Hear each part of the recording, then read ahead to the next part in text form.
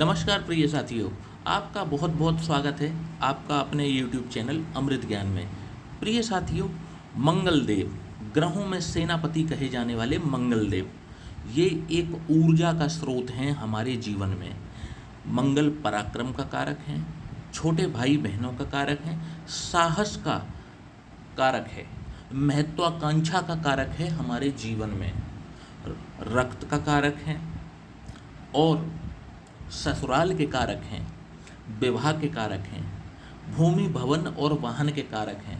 तो प्रिय साथियों, जब भी ये कुंडली के विभिन्न भावों में व्यवस्थित होते हैं तो विभिन्न विभिन्न प्रकार के फल प्रदान करते हैं। प्रिय साथियों, हम मंगलदेव को भाव के आधार पर फलित करने जा रहे हैं। यदि अब आपकी कोई भी राशि है, कोई भी लग्न है, इससे कोई फर्क नहीं पड़ता। मंगल के कुछ ना कुछ ये जो कॉमन फल हैं ये देखने को मिलेंगे ही मिलेंगे। तो प्रिय साथियों, देर ना करते हुए बात करते हैं, जब यदि मंगलदेव लग्न भाव यानी प्रथम भाव में विराजमान हों तो कैसा परिणाम देते हैं। तो मंगलदेव जब भी लग्न में विराजमान होते हैं तो पहले तो इन्होंने जातक या जातिका को बना दिया मंगली। तो ऐसे जातक या जातिका को विवाह जो संपन्न करना चाहिए वो कुंडली मिलाकर ही करना चाहिए, यानी कि इनको जो विवाह है वो किसी मंगली जातक से ही करना चाहिए, तभी इनका वैवाहिक जीवन सुखदपूर्ण बीतता है। पहली बात तो हो गई ये।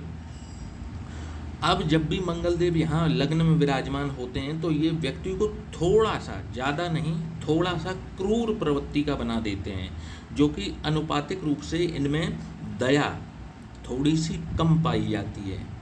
कहने का मतलब है थोड़े ज़्यादा औरों के मुकाबले थोड़े ज़्यादा क्रूर हो जाते हैं और दया का अनुपात इनमें थोड़ा सा कम होता है। इनके लिए जीवन में सबसे कठिन कार्य होता है खाली बैठना। ये खाली नहीं बैठ सकते, और अगर इनको खाली बैठने को कह दिया जाए तो जीवन का इनके लिए सबसे मुश्किल कार्य हो जाता है। और रिस्क तो ये ऐसे ले लेते हैं जैसे कि कोई व्यक्ति जीवन में इनके लिए ये बहुत आसान सा कार्य होता है। मंगल लग्न में बैठ करके व्यक्ति के रिस्क लेने की क्षमता को अधिक कई गुना बढ़ा देते हैं।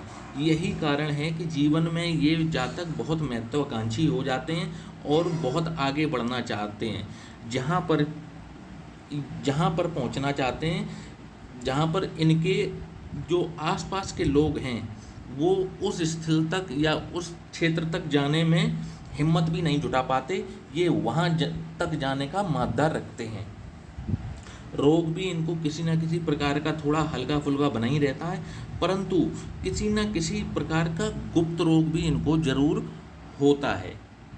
अब प्रिय साथियों, जब भी मंगलदेव द्वितीय भाव जो कि धन कुटुंब और वाणी का भाव है, जब भी मंगलदेव यहाँ विराजमान होंगे तो कैसा परिणाम देते हैं। तो साथियों, जब भी मंगलदेव द्वितीय भाव में विराजमान होंगे तो ये व्यक्ति को कटुभाषी बनाते हैं।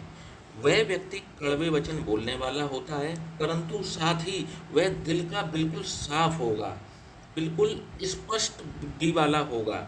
जो उसके दिल में होगा वही उसके जुबान पर होगा। ऐसे जातक को हिप्पोक्रेसी करना बिल्कुल भी नहीं आता है। ऐसा व्यक्ति पशुओं से बहुत ज़्यादा प्रेम करता है और इनको यदि इनके आसपास यदि फैसिलिटी हो तो ये किसी न किसी प्रकार का पशु पालना भी जरूर पसंद करते हैं। परंतु द्वितीय भाव का जो मंगल है वो व्यक्ति को ग्रह क्लेश से बहुत ज़्यादा परेशान करता है। ये अपने कैरियर में इतनी ऊंचाइयों पर जाना चाहते हैं, परंतु ग्रह क्लेश की वजह से ये नहीं जा पाते। धार्मिक भी बहुत होते हैं, कम से कम 15 से 20 मिनट इनको पूजा अर्चना करने में लगते ही लगते हैं। इनका थोड़ा सा माइनस पॉइंट यह नज़र आ रहा है कि ये कान के कच्चे भी होते हैं। इसका मतलब है कि किसी की भी बातों पर ये जल्दी विश्वास कर लेते हैं।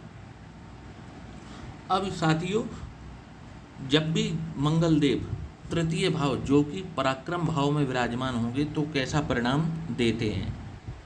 साथियों, जब भी मंगलदेव तृतीय भाव में विराजमान होंगे तो सबसे पहले आपको देखने को ये मिलेगा कि ऐसा व्यक्ति बहुत ज़्यादा साहसी होता है। मंगलदेव यहाँ पर जातक को बहुत साहसी बनाते हैं, और इस साहस की सबसे बड़ी खासियत ये है कि वह कोई 1 या 2 मिनट का साहस नहीं है, बल्कि ये अपने साहस को फलीभूत करने के लिए प्रॉपर प्लानिंग करते हैं और उसी प्रकार से प्लानिंग को पूरा करने के लिए कार्य भी जरूर करते हैं। यहाँ पर बैठा मंगल इनके भाइयों से इनका बैर जरूर करवाता है और भाई इनके आगे बढ़ने में नहीं बल्कि इनकी टांग खींचने में हमेशा तैयार रहते हैं। ऐसे व्यक्ति को भूख जो है वो बिल्कुल भी सहन नहीं होती। अब साथियों बात करते हैं यदि मंगलदेव चतुर्थ भाव में विराजमान होंगे तो कैसा परिणाम देखने को मिलेगा। साथियों तो जब भी मंगलदेव चतुर्थ भाव में विराजमान होंगे तो पहले तो ऐसा जातक हो गया मंगली, और ऐसे जातक को एक मंगली जीवन साथी से ही विवाह करना चाहिए। चौथे भाव का मंगल जो है वो व्यक्ति को वाहन का सुख जीवन में बहुत जल्दी ही प्रदान करवाता है। कम उम्र में ही ऐसा व्यक्ति स्वयं अपने धन से चौपहिया वाहन खरीदता है। विवाह यदि इनका शीघ्र संपन्न होता है तो इनको संतान सुख भी उतना ही शीघ्र प्राप्त होता है। परंतु यहाँ पर बैठा हुआ मंगल माता से वैचारिक मतभेद जरूर करवाता है और ऐसे व्यक्ति की जो तरक्की होती है गोल्डन पीरियड यदि ये चाहते हैं जीवन में तो जन्म स्थान से बहुत दूर जा कर के इनको तरक्की मिलती है। साथियों अब यदि बात की जाए मंगलदेव पंचम भाव में विराजमान हो तो कैसा परिणाम देखने को मिलेगा। तो साथियों जब भी मंगलदेव पंचम भाव में विराजमान होंगे तो ये ऐसे जातक को ज़रूरत से ज़्यादा क्रोधी बनाते हैं। कई बार तो ऐसा जातक अपने क्रोध को जस्टिफाई करने का प्रयास भी जरूर करता है। ऐसे व्यक्ति के पास में गलत धन भी जरूर आता है, गलत धन उसके पास संचित होता है, जरूर आता रहता है। किसी ना किसी प्रकार के 2 नंबर का कार्य यहाँ पर बैठा हुआ मंगल इंसान से करवाता है। नशे के भी ये किसी न किसी प्रकार के शौकीन होते हैं। पेट और आंतों से संबंधित इनको कोई रोग सता सकता है, गुप्त रोग भी इनको सता सकता है। साथ ही इनको अपनी संतान से लेकर कोई ना कोई पीड़ा जरूर होती है। अब यदि बात की जाए मंगल यदि छठवें भाव में विराजमान हो तो कैसा परिणाम देखने को मिलता है। साथियों जब भी मंगल देव जो कि रोग रिपु और ऋण का भाव है, छठवां भाव है, जब भी यहाँ विराजमान होते हैं तो ऐसा व्यक्ति शारीरिक रूप से आपको बलिष्ठ नजर जरूर आएगा, परंतु जितना आपको वो शारीरिक रूप से बलिष्ठ नजर आता है उतना ही वह अंदर से भावनात्मक रूप से मनोवैज्ञानिक रूप से कमज़ोर होता है। यह बात अलग है कि वह यदि पढ़ाई ठीक से करे तो वह एकेडमिक में बहुत अच्छा परफॉर्मेंस भी करेगा और शायद इनको अच्छी नौकरी भी मिल जाए। शत्रुओं को ये जब तक जड़ से नहीं मिटा देते इनको शांति नहीं मिलती। अंदर ही अंदर षड्यंत्र रचने में माहिर होते हैं। किसी न किसी प्रकार का ऋण भी इनके ऊपर जरूर होता है। ऐसे व्यक्ति यदि सेना में और पुलिस में नौकरी की तलाश करें तो इनको बहुत आसानी से नौकरी मिल जाती है। त्वचा से संबंधित कोई ना कोई रोग इनको लगा ही रहता है। आय से अधिक खर्च करने में भी माहिर होते हैं। अब यदि साथियों बात की जाए मंगलदेव यदि सप्तम भाव में जो कि विवाह का स्थान है, जब भी यहाँ विराजमान होंगे तो कैसा परिणाम देखने को मिलेगा। तो साथियों जब भी मंगलदेव सप्तम भाव में विराजमान होते हैं तो पहले तो ये जातक को बना देते हैं पूर्ण मंगली। ऐसे जातक को विवाह कुंडली मिलाकर ही करना चाहिए और एक मंगली जातक से ही ऐसे व्यक्ति को विवाह करना चाहिए। नहीं तो होगा क्या कि ऐसे व्यक्ति के दाम्पत्य जीवन में कटुता से भरा होगा और इनको कटुता आएगी ही आएगी। गैस से संबंधित इनको पेट में प्रॉब्लम अवश्य रहती है। सरकार से इनका कोई ना कोई सरकार से इनके कार्य कभी भी समय पर पूरा नहीं होता या ये सरकार से किसी न किसी प्रकार से हमेशा दुखी बने रहते हैं। तो ये बात बिल्कुल भी गलत नहीं होगी। इनके पास भी किसी न किसी प्रकार से 2 नंबर का धन अर्जित करने की क्षमता अवश्य होती है।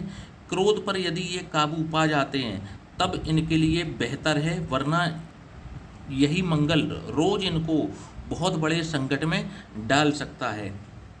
साथियों अब बात यदि की जाए मंगल अष्टम भाव में विराजमान हो तो कैसा परिणाम देखने को मिलेगा। तो जब भी मंगल देव अष्टम भाव में विराजमान होते हैं तो भी ये जातक जो है वो मंगली होता है, और ऐसे जातक को भी एक मंगली जातक से विवाह करना चाहिए।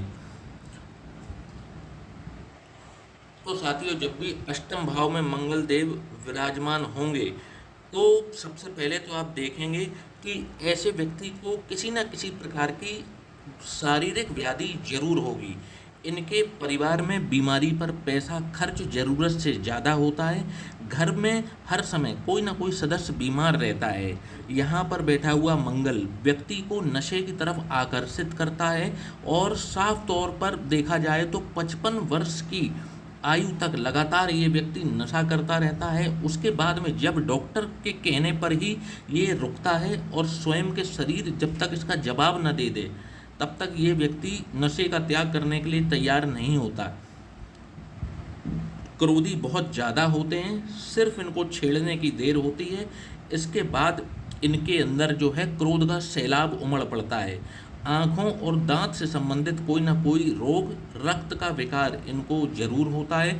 थोड़े से ये संकोची प्रवृत्ति के व्यक्ति होते हैं। अब साथियों यदि बात की जाए मंगल देव नवम भाव में विराजमान हो तो कैसा परिणाम देखने को मिलेगा। तो नवम भाव जो कि एक भाग्य भाव है, यदि यहाँ पर मंगल देव विराजमान हो तो ऐसा व्यक्ति एक परफेक्ट दुश्मन हम ऐसे व्यक्ति को कह सकते हैं। यह आपको सामने से तो कुछ भी नहीं करेंगे, परंतु